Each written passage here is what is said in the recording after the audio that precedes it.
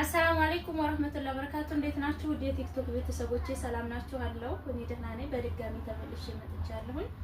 ቪዲዮ ጥራት ላይኖረው ይችላል፣ ማብራት ስለሌለ ቪዲዮን በምሰራበት ሰዓት ቆይቷል ከሄደና ዝም ብዬ ነው እየቀረጽኩ ያለሁት።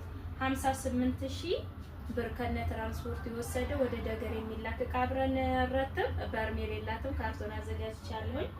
ይኸው በካርቶን ከነዋጋቸው ዝርዝር እየነገርኳቸው አብራችሁን ቆዩና አብረን ረትብላለሁኝ እና 58000 ብር የወሰደ ከነ ትራንስፖርቱ።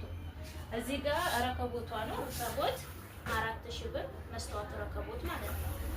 ዋጋ 4000 ይኸው የተለመደው ረከቦት ስለሆነ ነው።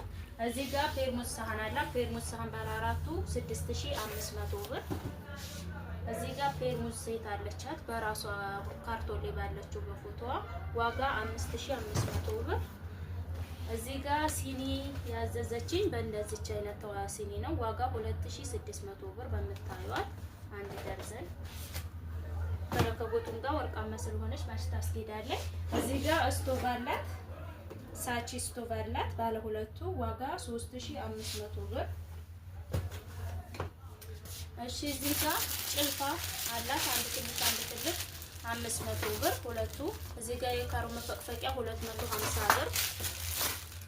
በራድ አለቻት 700 ብር።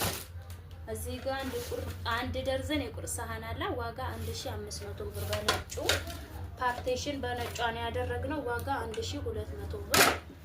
ሰርቪሷ በምታይ ኮፊውን ነው ያደረገችው ዋጋ 700 ብር። እዚህ ጋር እንትን አላት የቱርክ ኮምፕሌት ዋጋ 3000 ብር። እሺ እዚህ ጋር ባለ ሰርቪስ ሻይ ቡሽ አንድ ደርዘን አላት ዋጋ 2500 ብር። ሌላ ምንድነው ሴራሚክ ድስት አላት ማንፎክ በሚለው ዋጋ 14000 ብር። እና እዚህ ጋር ሁለት ትሪዎች አሏት 35 እና 40 ቁጥር።